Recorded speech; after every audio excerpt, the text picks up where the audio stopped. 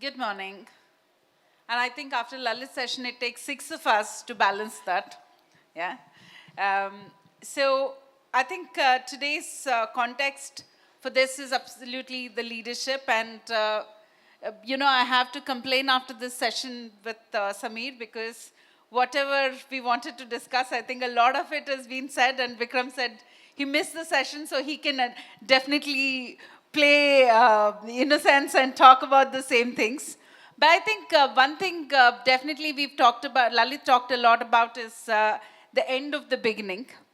Um, if you really look at it, is McKinsey report says over the next 3 years, 92% of the companies plan to invest in the AI, and the velocity at what the AI and Gen AI is redefining how we work and deliver and innovate. It's nothing really short of exponential and exceptional. And GCCs are really, really uniquely positioned at this intersection. And with access to global talent, advanced digital ecosystems, and deep business context, but really the differentiator for it is talent and future fit GCC leadership. And our belief is really strengthened today when Lalit did his future predictions of the GCCs, and 4 out of the 10 predictions talked about the leadership in the center to that. So today's our panel discussion is going to be centered around what kind of things do we need to look at it from a leadership point of view in the GCCs? Because we talked about GCCs in the last year's session. What do we need to do as GCCs to, increase our maturity? But this time we wanted to focus more in terms of GCCs and GCC leadership, and how do we need to focus on that. So it's my honor to welcome all of you with different organizations and different strong credentials in terms of your own leadership journeys. So first I'll come to you, Lata, in terms of with Gen AI being the top priority to 70% of the GCC leaders, should they deeply be hands-on with emerging tech? Or should they be focusing solely on strategic orchestration? What is important? Is it strategy more important or being tech more important? And essentially, where do they draw the line between tech fluency versus operational detachment? Yeah, first of all, thanks for having me here. Lalita, it's a very interesting question, and I'm sure that if you ask around in the room, you might get very different answers. Yeah, but I would like to bring my perspective. So if you look at the past for the GCC, we always told that technology is an enabler for any GCC. But currently, I would say that technology is the center point of any GCC, and that is a key success factor for everything. And what differentiates the GCCs in India from the rest of the world is the talent, what we have, I would say the competence part, the efficiency that we can bring in, which is related to the cost, and last but not the least is the innovation. And if you look at all these things, technology plays a very important role. And I somehow feel that the top leadership cannot be away from technology. But if you ask me whether we have to start sitting and coding, it may not be required. But if you look at a topic like AI, it's not only technology, it is a lot to do with people also, because we are talking about technology transformation, we are talking about organizational transformation. In some areas, we are talking about, completely upskilling, reskilling, de-skilling our talent also. And if we want to do that, our AI strategy has to be aligned with the overall, the strategy of the headquarters. And we should also have a complete understanding on what AI and Gen AI can do for us. And coming from an automotive industry, for example, I'm in my team, more than 5,000 people now, more than 2,000 people work for the autonomous mobility.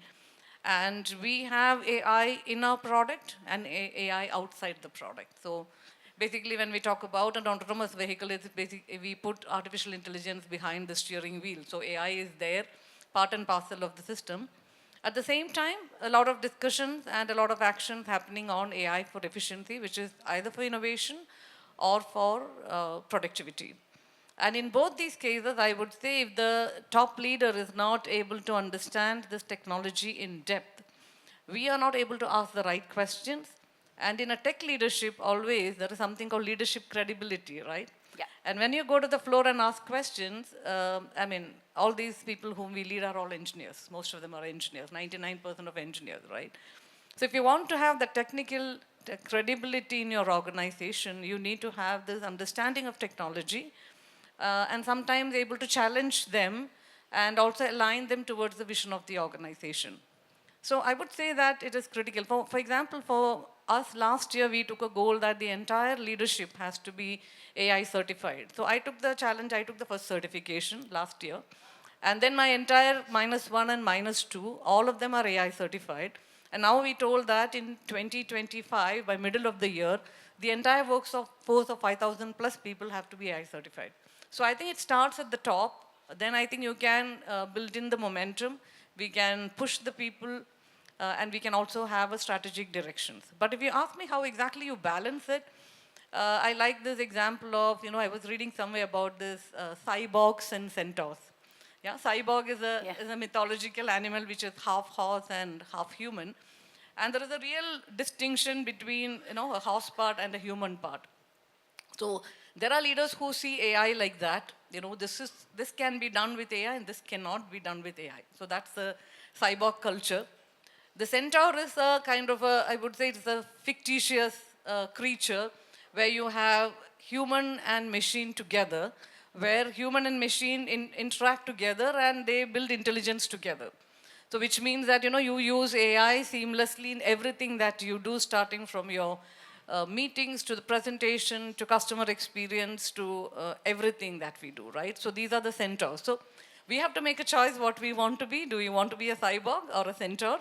And then run. But irrespective of that, a deep understanding of the technology in such a fast-pacing world is very, very important, especially automotive industry. I would say the last 10 years we have seen the technological advancement is more than the last century itself. Absolutely. So that's my take on it, Lalita. Yeah, what I hear is the interdependency, and it's not either or, but it is and kind of Absolutely. Answer.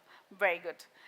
Shiva, I come to you in terms of, so if you talk about your organization or from your personal opinion, what are the top two, because a lot of leaders are 5 to 7 years kind of experience here, what are the top two leadership competencies that your organization is actively developing among the leaders, and how is the change into the AI-led the next generation is managing, and how does the change mean to the individual, and how should the people in the audience, what do they need to do to embrace this? Thank you, Lalita. Can you hear me? Yeah, thank you, Lalita, for the question. I think last 1 hour we heard a lot from the previous speakers, both Lalit and Shiman as well. So, and thanks Samir and 3AI for having me here. So very relevant question and need of the hour, right? So two things we are focusing. One is adaptive leadership, and number two is frugal innovation with empathy, right? There are many things for the context of today, two things. So, and we also, what we're trying to do is distinguish between a leader and leadership. Because in the traditional construct, hey, you become a leader as the time grows, etc. There's a linear correlation between number of years of experience. You look up, oh, he or she is a leader, right?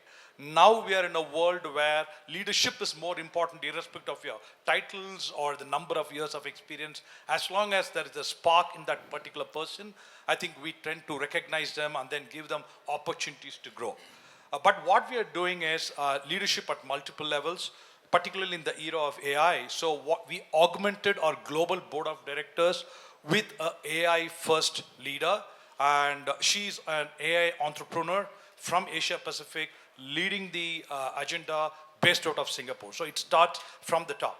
The second, at an enterprise level, our chairman and CEO, along with our executive committee, so we formed a governing council to really anchor our AI solutions around 7 principles, right? Particularly, I wanted to call out is human in the loop. So we don't want to get full autonomous. So we anchor that because that's very, very important from an adaptive leadership perspective because, hey, this is the problem. Can you go find a solution? We are all ready to do, right, from GCCs, right? But here what we're trying to do is even go one step beyond and really ask the why part of it and so what. And third thing at a leadership level, what we're trying to do is I'm always using try because we are still work in progress. I wouldn't claim that, oh, we have all the leadership maturity yet.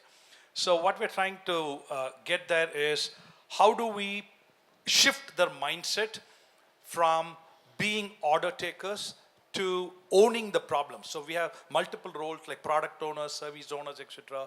But we are trying to get a problem ownership so that you take ownership end-to-end accountability and then also look at how do we do a digital business. So one example which I want to take is our data and analytics platform for smart buildings is OpenBlue. We are trying to coach our leaders to really look at the top line, the bottom line, the annual recurring revenue, the subscription revenue, etc., so that they become the intrapreneurs or resident entrepreneurs. So that's the shift we are seeing and we are constantly encouraging. And the second thing what we're trying to do, the competency is frugal innovation, as AKA Jugaad, if you will, but with customer empathy. I think the previous speaker talked about we have enough customers. We are in the smart building industry, any large commercial real estate customer are our customers. So we deploy our leaders to go observe and then build solution for it. So those are the two important aspects which we are trying to drive. But in this VUCA world, very volatile, uncertain, chaotic and ambiguous era, I think it's very important to be resilient and take the bull by the horn approach, take accountability, nobody is going to give to us, and then demonstrate that we can produce outcomes. And another three-letter acronym which I wanted to add, maybe we have to start calling not GCCs, but GOCs, right? Global Outcome Centers. Yeah. So I just want to add to the other three-letter acronym. But I think as Peter Drucker says, I just want to wrap up, the best way to predict the future is to create one. So it's our collective responsibility. Let's go create one and be the anchor rather than giving somebody else giving us, hey, this is the direction or whatnot. So that's the journey we are going on. We are somewhere, I would say 40 to 50%, but the change is gradual. Instead of managing the change, we are trying to champion the change. So that's our journey has been like that. Great, thank you. Kaushik, let me come to you. Specifically when we are talking about the AI and the leadership around it, according to BCG study, it says 74% of the companies struggle to achieve the scale value from AI initiatives. And leadership has a lot to do with that. And so is really the rush towards the AI adoption, is it a strategic misstep, or is it really a reflection of a leadership herd mentality rather than a well-considered business decision? What is a leader's role in it, and what would be your advice to the leaders in the room on that? Thanks, Lalita. I know it's a little controversial question, but... No, love that. Love the curveballs. Thank you so much, and good morning, everyone. Let's put a frame to it. Now, if we go back a couple of weeks, I'm sure many of us in this room started doing the Ghibli-style image, in ChatGPT, right? And once ChatGPT maxed out, we tried the Gork, we tried the Copilot. I'm trying not to look at Nish here, but we tried the Copilot with some interesting outcomes out there, right? But why did we get into such, kind of a fancy search trend and jumped into it blindly? Right. And in my perspective, it's a four-letter word. I loved how Siva gave acronyms. So it's a four-letter word, FOMO. Right? And many organizations are kind of diving in headfirst into AI. How many times we hear an executive directive, a board directive like, we have to do something. We have to do something in AI. Now, the cautionary word is not have to or AI in this. The cautionary word here is something. And that's kind of the trap we start walking into, right? Many times this something leads us to put AI kind of, retrofitting it into our strategies, and very soon it makes its way into the priorities. We start having stand-ups on doing something in AI, but at the end of the day, we inherently, kind of misread and miscalculate some of the risks which lie in there. The strategic misalignments, the undermining of the resources that's required to get to those solutions. Maxing our capacity, wasting the resources, and more importantly, in a haste to reach that point, we try and sometimes overlook the ethical and the regulatory aspects as well. Also undermining the readiness of our data. So there are many more of these aspects which gets kind of overshadowed in a mad rush to achieve that something. But I think the leadership lens, if we kind of try and shift it a bit in a more greener, more positive way, the same parameters, the same attributes that we just spoke about can be a game changer. It can really turn the tables. The moment we start calling out the strategic alignment as a prerequisite and AI not leading to the strategic alignment, but the other way, I think that's a great start. And I think the leader holds very key to kind of filter that out where we are being kind of governed by AI or where AI is kind of helping us to accentuate a strategy in a much more finer way. The second piece is, a readiness of our data, the quality of data, the availability of data, whether we do have our systems to scale it up. And that assessment is very important. And this is where, again, our leadership lens, the shift plays a very important role.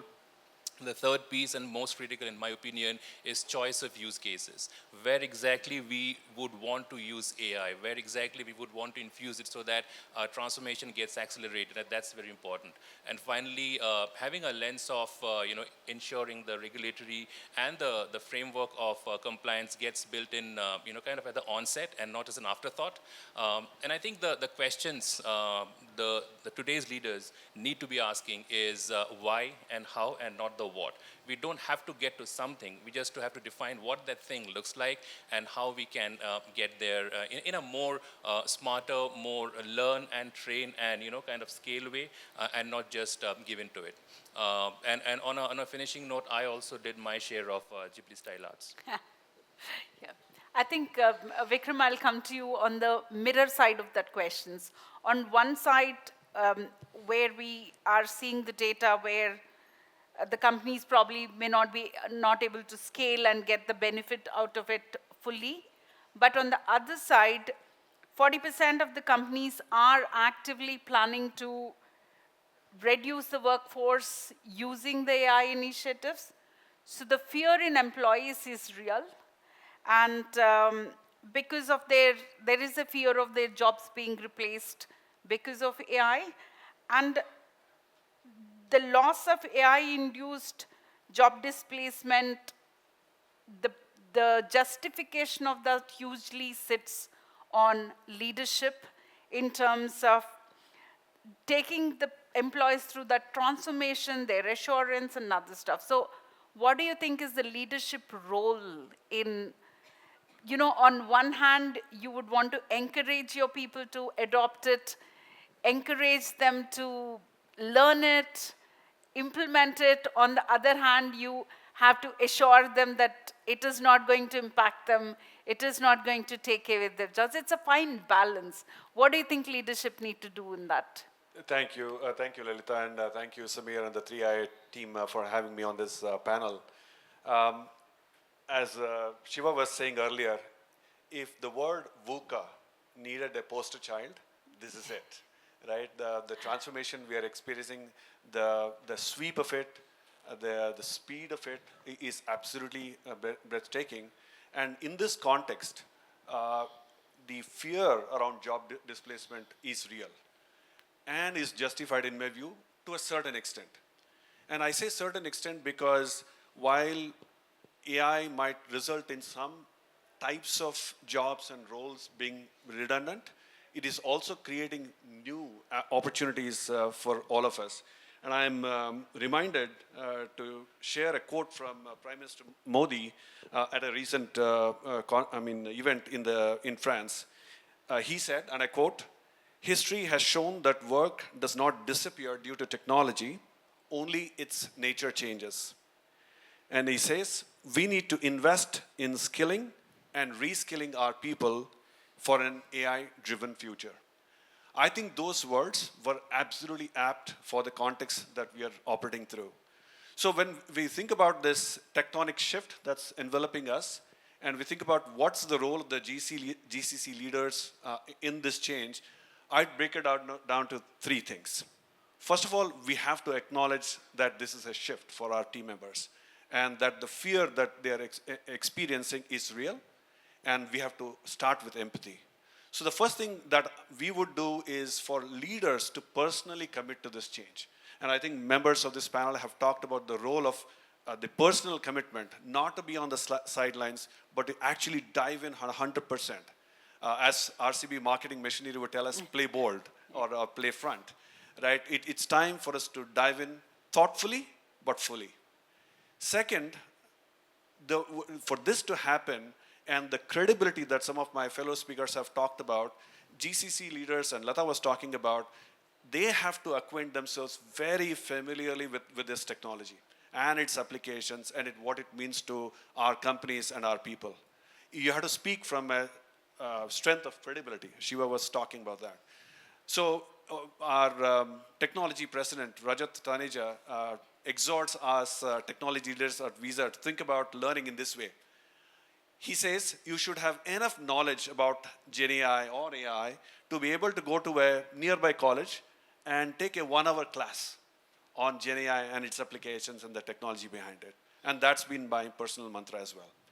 Now, after commitment, the second thing I think leaders have to do is articulate a clear vision and strategy and reiterate over and over to our team members. At Visa, we've made a very clear, unambiguous, very vocal, internal and external commitment to AI. It's getting deeply embedded in our products, into our services, the way we develop technology, operate technology, the way we work, the way we collaborate, the way we plan, the way we operate. It's become all pervasive in our company. And we've been very vocal about this, that this is happening and this is real, this is not a hype. We are embracing this 100% and gets articulated over and over in town halls, in meetings, newsletters, etc. Now, having articulated this vision and strategy, the third thing that leaders have to do unequivocally is to empathize with our people and rally people behind this change and help them connect with their personal journeys with this shift that's happening around us.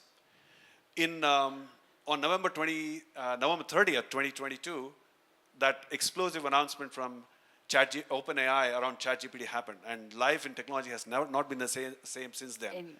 And in 23, the GCC leaders at Visa Bengaluru, which is Visa's largest office and largest tech center globally, we rallied together and said, how are we going to embrace this change? What does this change mean to us?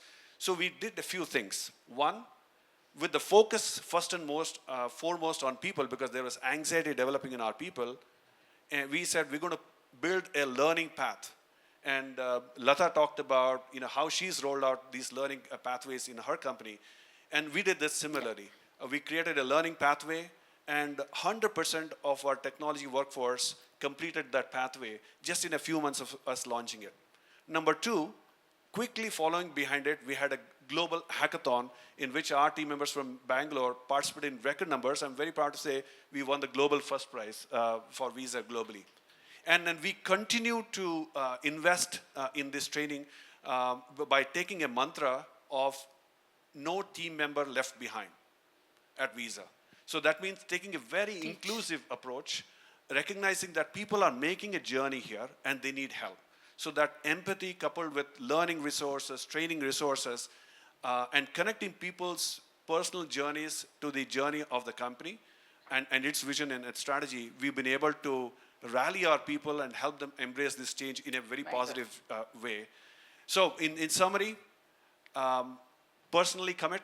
Second, ensure that you have a clear vision and articulate that strategy. And third, empathize and rally people and help people embrace this change so that that fear we are talking about, Leela, is receded. So that's the way we look at it. Thank you. Thank you so much. Jesse, let me shift gears and not ask only the AI questions. As I mentioned, Lalit talked about the 4 major leadership predictions and the global roles and the CXOs having to have the GCC experience, and you've spent significant amount of time, both outside of India and in India. So, 70% of the leaders say that it is important to master a wide range of leadership behaviors to meet the current and future needs according to the HBR2 in the times of transformation. So in your personal leadership journey, what are the traditional leadership behaviors that you had to unlearn to remain effective in your leadership journey in the GCC, especially after having spent 20 years in an 20 plus years in an organization and moving to a different organization? Okay, so thanks for non-AI question. Yes. First of all, although some of the AI would be related to it, so let me answer. I think your question is twofold. One, Yeah. I have spent 24 years in one organization and just last 3 years into the new global foundries that I'm part of now. And what are some of the unlearnings and learnings that I had to do? Actually, I'm very scared of unlearning, to be very frank. Most of us are. Why I'm scared of it is because I have very limited learnings and I don't want to give up any of that. I just want to protect it, preserve it, take it with me. Because if I give up a lot of those learnings, I don't think I will be very effective. So I think my experiences has been more than just unlearning. I think take the learnings and add on to that. I think has been my experience. And I'm just not giving this in a very lighter way. I have thought through this. If you really look at any of our journeys, right, all the leaders here sitting in the audience, we have started with some skills that we got from either college or when we started. I started as a software developer, just doing hardcore development. Some of you guys would have started as financial analysts or hardware design engineers and so on. But over the years, we have done that transitions from, being a hardcore developer or technologist to non-technologist, from individual contributor to manager, then leadership positions and so on. And I think a lot of those transitions we may not have, realized, but we have taken a lot of those learnings, and that learnings actually are helping me today. In the current job I do. I'm not a trained leader, or I'm not professionally trained as a leader. I call myself an accidental leader. When nobody was there to manage, I became a manager, and when there was nobody to lead, you become a leader, right? I think that's how, and most of our journeys have been like that. So I think more than unlearn, my experience has been to take the learnings and add on to it. The other things I would say, I think working in 24 years in one organization and then moving on, lot of my well-wishers, really had concerns with that. And lot of them indirectly told me when I was maybe making the switch that I may not survive. And just last week, I had a call with some of my friends in my older organization, and, the guy was very honest and said, we didn't think you will be surviving 3 years in the new organization. And that's true, because 24 years, you worked across the world with the company, you did multiple roles, you literally knew everyone in the organization, and you were very comfortable in what you were doing. And then taking a new role in the new organization, I think so when I reflect back, 3 things come to my mind. Number one, I think over the years, as we go into the leadership roles, we become agnostic actually to which company or which organization you're working with. Within your current company itself. And why that happens is because you form your guiding principles and you break some myths that a lot of us have grown and have been taught on it. We don't have time, I just see 1.5 minutes remaining here. But one of the myths that was very prevalent when I was growing up in my career was, that you need not to be detailed oriented, you need to be strategic, right? And last 10 years I understood, and thank God I understood it faster, that there is nothing like being only strategic and not being detailed oriented. Every leader I can see is strategic only because they are detailed oriented. Absolutely. The detailed orientation is, is a myth. Is it's micromanagement. I think that's a myth. So, lot of leaders who are on the stage and a lot of people in the room here, don't worry. If you have created your value system, if you have created your guiding principles, the organizations after a while and the companies after a while, really do not matter. I think you can survive, beyond what you have done. So I think that would be, my learnings I can share. I'm running out of time on AI. I should just say, I think if you are a GCC leader, just prepare for two things, and that's all connected to mindset. One, be ready that the decisions will be made by machines. And the decisions will be, when I say machines, algorithms, LLM models, and so on and so forth, be ready that all the constraints that you have as a GCC leader, whether it is a talent constraint, whether it is a constraint on your time, all of us are always searching for more time. Or the constraint I have is of intelligence, how I get more intelligence. I think we are entering an era, let's be prepared, where abundance will be the case. You will have abundance workforce capital, abundance time, and abundance intelligence ready for you. So I think from AI perspective, I'm looking to that world and starting to prepare mentally for that. With that, thank you so much. I think those are really the nuggets the audience can take away with. Thank you for all your time today.